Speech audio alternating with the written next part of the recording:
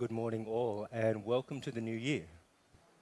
Now that it's new year, it's time that we make resolutions and we start to think about the future, the way that we want our life to go over the next year at the very least.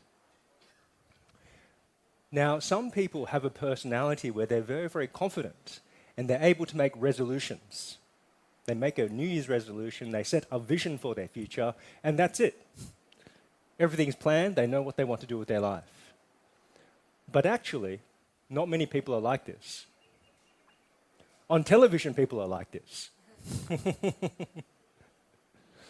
We're given this ideal of the way that we should be.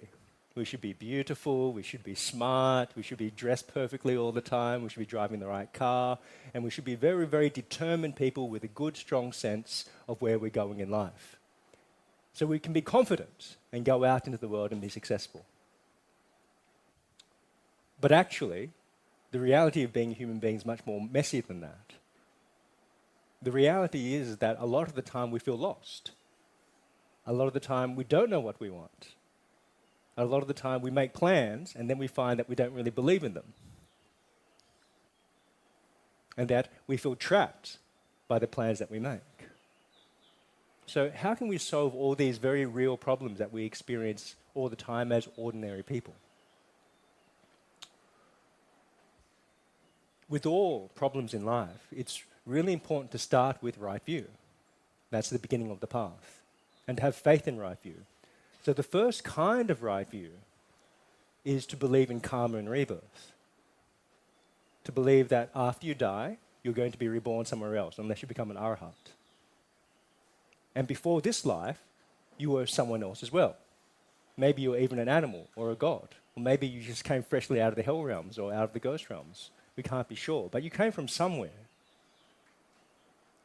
Now, the Buddha taught in one sutta that if you want to get fully enlightened, you shouldn't ask yourself, who am I? Who was I? And who will I be? But that's if you want to get fully enlightened. You shouldn't think in terms of self if you want to get fully enlightened. But there's a process towards full enlightenment, which is very, very simple. First, you start with a very unhealthy sense of self, a very unhealthy identity. And then you need to practice so that you develop a healthy sense of self, a healthy identity. And as you develop a healthy life through a healthy identity, you develop the merit and the wisdom and the skillfulness that you need in order to let go of any sort of identification, so that you can just be good and be wise without feeling that it's my goodness or my wisdom. But there's that three-step process there. Oftentimes, we try to skip from having an unhealthy sense of self to no sense of self. And we just bounce back and forth between disliking ourselves and then just being confused. So what we need is a foundation in the middle where we have a healthy sense of self, we have a healthy sense of who we are, where we belong, and where we're going, so that we can develop a stable life in which we can develop ultimately a sense of non-self that leads to nibbana.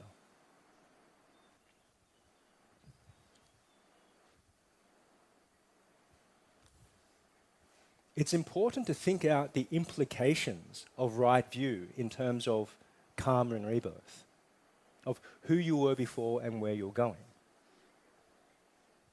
There's a bigger picture to your life. You didn't just pop out of nowhere and you're not just going to disappear when you die.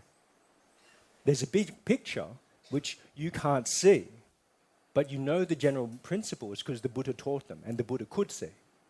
That's a very important element of right view as well at the beginning, that you really believe that there are people like the Buddha and others who actually could see that karma and rebirth is real because they developed their meditation, purified their minds, and had the psychic powers, developed it like a very sharp microscope so that they could see for themselves the things that other people can't see.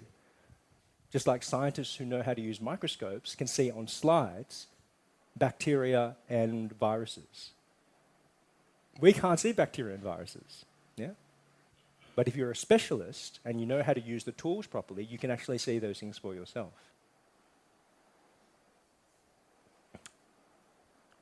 normally we feel confused because we don't think about all the implications, the significance of this teaching of karma and rebirth.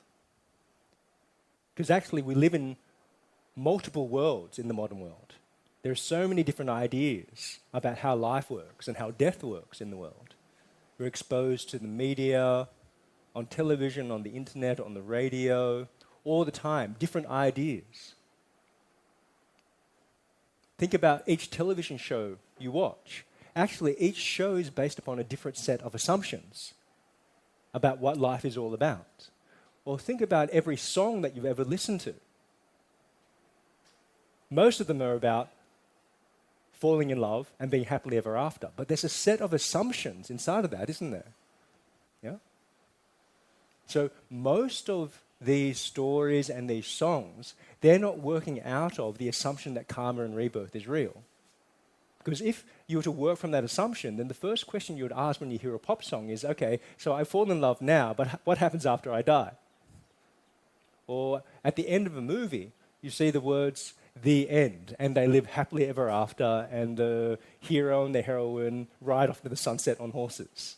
Yeah? But then the question for a person who believes in karma and rebirth is, yeah, but what happens after that?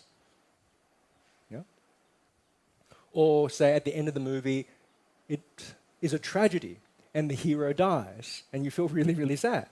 But then a person who believes in karma and rebirth isn't necessarily sad, because they think, okay, but what happens after that? Did they go to heaven after they die because they lived such a noble life, even though they lost the battle?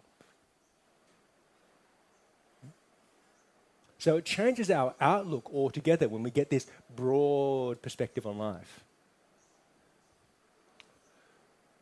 Now, particularly for young people, there's no young people in this crowd, but please keep this in mind, because as older people, we need to give guidance to young people who feel lost. And even though we ourselves, as elders, can feel lost, imagine how bad it must be for the young people. We were exposed to multiple stories when we were young, from the television and the radio and the newspapers. Today, young people are exposed to thousands upon thousands of stories every single day upon TikTok. So imagine how confusing that must be, and how much pressure they must feel that they have to somehow choose for themselves which one of these stories about life is correct.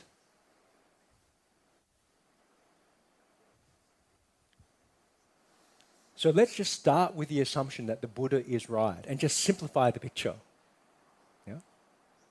Throw out all the other stories and be very, very careful of all the other stories that you're hearing about. That life is about getting happy through falling in love, or life is about getting happy by making lots of money, or life is about getting happy by being famous and beautiful. Yeah? So just a very, very simple story of life is actually about, for people who aren't ready to make the leap to full enlightenment, is about becoming a good person, having a healthy identity, and developing that life after life after life. Learning how to do good, not to do evil, and to love everybody. So in Buddhist terms, that's making merit, punya, being good. This involves three things. Not doing harm to others. That's your sila, that's your precepts, your restraint. Starting with 5 precepts. Number 2, your generosity. Your sense of wanting to not just live a selfish life, but to benefit others and to be content yourself, so that you have more to give to others as well. So we don't harm others, and we actually add to the life of others as well. And we don't harm ourselves in this way, and we actually add to our own happiness. And then on top of that, we do this for everybody by practicing the Brahma Viharas. Universal love of metta, karuna, mudita, upekkha. That we care for everybody. We feel like we're friends with everybody. That's metta. We have compassion for everybody. That's karuna. We appreciate the goodness in everybody, including ourselves. That's mudita. And we see all of this happening in terms of karma and rebirth. That's upekkha.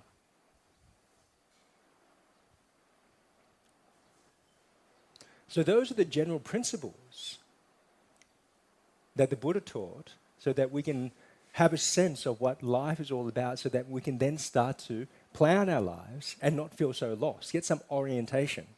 A little bit like when you're trying to cross the ocean in the old days, you have to look at the stars.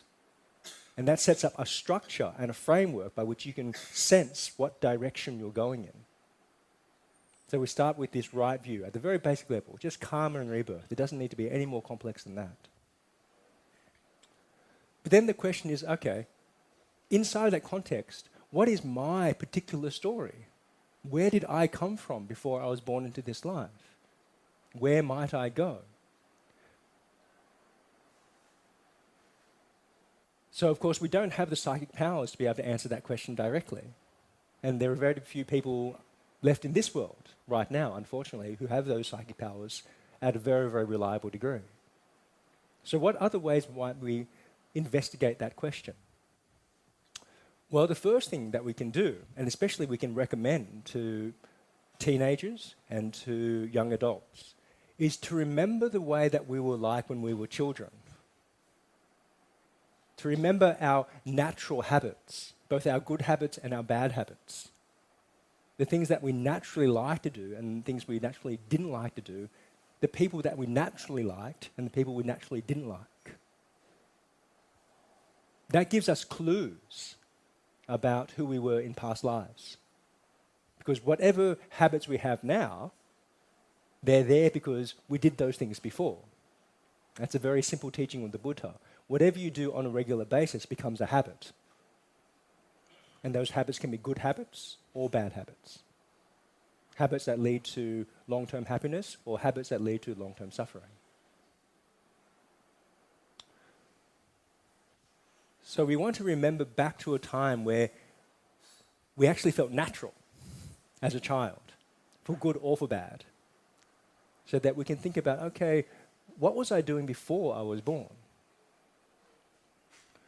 The time before we were heavily socialized and we ended up suppressing a lot of our natural behaviors. This is not to say that socializing children is a bad thing. We can't just let children run around with their natural habits like animals.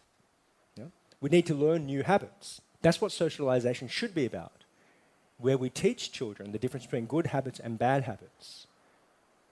And if they've got bad habits, we show them the way to change. And we give them standards so that they can change. And if they've got good habits, we show them also the way how they can make them even stronger, deeper and better. But in any case, if we're going to develop our identity as people, our lives, we need to know what sort of resources we personally have. It's a little bit like gardening. Gardening in Australia is completely different to gardening in Malaysia. The soil is different, the climate is different, the pattern of rainfall, the types of trees, shrubs, grasses, bushes, they're all very, very different. So if you're going to be a really good gardener, you need to know the local conditions very, very well. And then apply your wisdom in terms of cause and effect in that very specific circumstance. So we've got this overall framework of karma and rebirth. But then we also need to have specific information about our personal circumstance so that we can know for ourselves how we can create a good life in accordance with the Buddha Dhamma ourselves. There's no point trying to be somebody else. Right? There's no point trying to make an orange tree grow like an apple tree.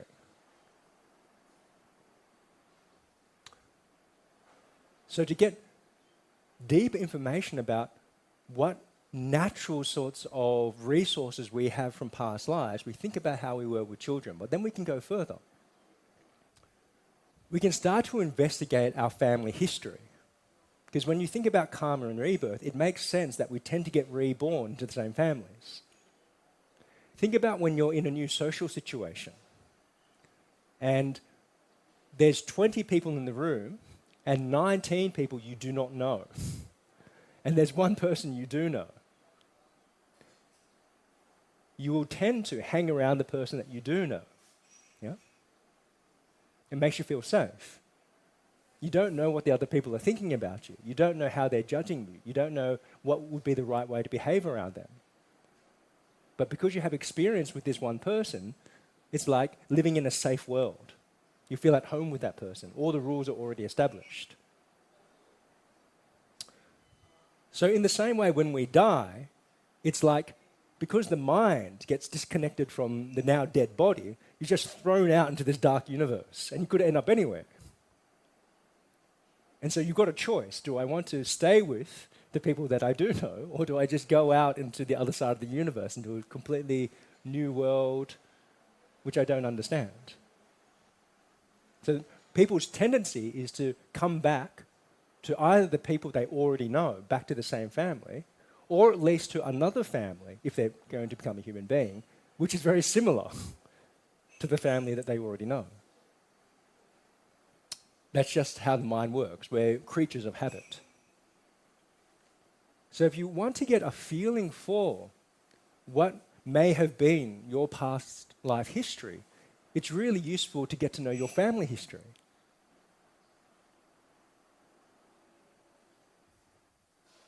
Now, this is a very, very useful idea to have in the modern world where people don't care about family.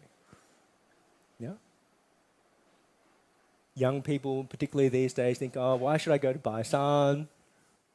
Why should I go to all these different cultural events? They're so boring. All we do is burn incense, and I don't like the smell. We'll put out food for dead people. I'm not even sure if there's life after death. It all just seems so silly. So, of course, none of those things are silly, but it's hard to convince young people. Yeah? But what young people are interested in is trying to work out what they want to do with their life, because there's so much suffering in not knowing what you want to do with your life. And especially because we live in a world with so much pressure to do something with our lives. Every time we have a cultural event where we have a reason to come together with a family, we have an opportunity to talk to people in the family, particularly the older people, about the family history, about all the different people that have been in the family and what they did with their lives, the way they behaved, the sorts of habits they had, the personalities that they have, the things they liked, the things they didn't like, the way they succeeded, the way they failed. So family history in terms of the people who are still alive, but also we want to investigate family history in terms of the people who have already died. And that can be particularly useful because we could be one of those people who's already died. Often we feel completely lost that we don't have anybody who understands us. But then when we investigate our family history, we can discover, oh, I'm just like my great-grandfather. So for example, my great-great-grandfather, it seems, on my maternal side, well, one of my great-great-grandfathers on the maternal side, was an official in the Chinese government in the days where the imperial system was still working.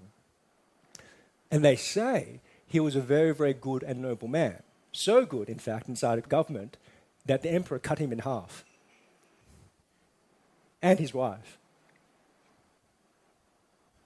And that makes sense to me, because I often feel like that. That when I was a child, I looked at the world and I felt like I was in a very, very corrupt world. And I was living in the wrong world. There was no sense of nobility. There's no sense of ideals to strive for. No sense of how to live the life of a noble hero. All there seemed to be was people who just wanted to have fun. No matter how ignoble that behavior was. So I was very attracted to old-fashioned things. Growing up in Australia, I was attracted to Shakespeare. Right? It's a very strange thing, right, for a Chinese person to be attracted to Shakespeare.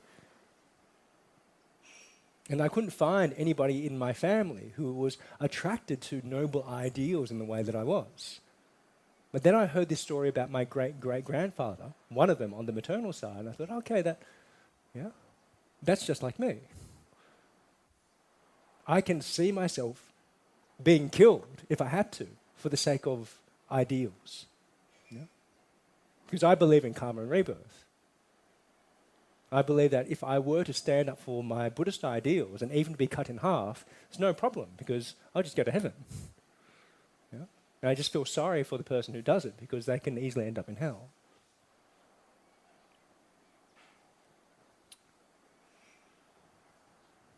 So this has two benefits for everybody. We don't feel alone because we have more people that we can connect with in terms of who's alive now, by connecting with our family at our family events, having something to talk about, talking about the family history, and it's personally relevant. And then furthermore, even if we can't find anybody who's alive in our family that we feel like we can deeply connect with, we may be able to connect with somebody who's already died. And that also makes all the Chinese events that are a lot about ancestor worship very, very meaningful. So in other words, we don't feel lost anymore in space because there are people that we can connect with around us. And we don't feel lost anymore in time because there's people in history that we can personally connect with.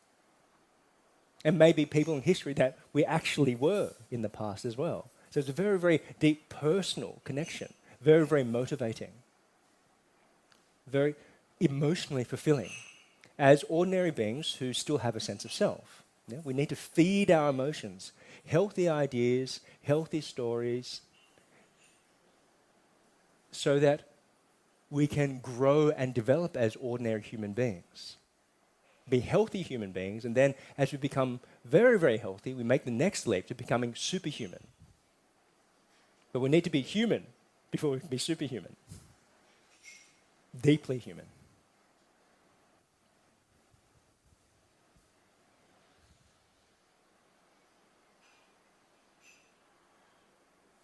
Often when we come together with family at cultural events, it feels like such a chore because we don't have a choice. In other contexts, we have a choice to associate with people that we like, or if we're very faithful Buddhists, we make an effort to associate with the wise. But with family, because it's karmic, we don't have a choice. People at family events sometimes are good, sometimes they're bad. Sometimes they're likable and lovable. Sometimes they're easy to dislike and they're not lovable. But you don't have a choice. Now, this is a very, very good practice to engage in as Buddhists. To accept that a lot of the time you don't have full freedom to do whatever you want. So then the responsibility goes onto your shoulders to do your very best with that situation. So if people have bad habits, you can learn from that. You can make the resolution, well, I'm not going to be like that. And if it's family, you can also admit to yourself, well, actually, I'm very similar to that person. But I want to be different. Yeah? And if people have got good habits, you can learn from that as well. It's like, fantastic. I want to learn how to do that even better. Let me associate with that person even more. Let me find out that person's history and that side of the family history to see how it was possible for that person to have such a good habit. Then you get access to resources as well, because if you show respect to that person, develop a relationship with that person, then you get access to all of that cultural history and all the emotional support of having the relationship with that person as well. And that person's family. Blood connection is something very, very mysterious. It's not possible to explain rationally through science why we feel closer to people who have a blood connection to us than to other people. So if you can find good people who are actually part of your family, that's a very big win on your side. But at the very least, even if you can't find good people inside your family, and some people unfortunately have that sort of karma, then we can still learn about our own bad habits by looking at the family. And if we can understand the history to those habits, understand cause and effect, not just in terms of our own life, but our social history, then that makes us much more forgiving about the whole situation. So instead of just rejecting our family and saying, no, they're bad, I don't want anything to do with them, we can love our family, love them, then still choose to be different. So this is what Agacitta Bhante teaches in terms of accept all things. You need to love everything. And then sometimes you can choose to abandon, and sometimes you choose to follow the other anchor. I only just learned this on the retreat. But the first step is to accept all things. And one of the best places where you can practice that for real is in situations where you don't have a full choice. So family is a perfect place to practice that. or for us, Sangha members, Sangha is a perfect place to practice that. We don't have a full choice about who we can associate with. And so we must learn to love and accept our situation and then do our best to develop wholesome qualities and abandon unwholesome qualities inside of ourselves. So this is the way that you can start to get to know yourself better inside of the new year, so you get a stronger and clearer sense of where you want to take yourself over the next year. And it's also the way that you can get young people interested in the Buddha Dhamma. Because so many young people are lost, anxious, and depressed because they have no way to orientate themselves inside this very, very confusing world. So if you just give them this simple framework of karma and rebirth and investigation of family, then this can help with their suffering quite a lot and make them interested in Buddha Dhamma, because everybody wants to bring an end to their suffering. So that's my Dhamma talk for today. I hope you were able to make benefit from it and may it lead to your happiness and welfare for a long, long time.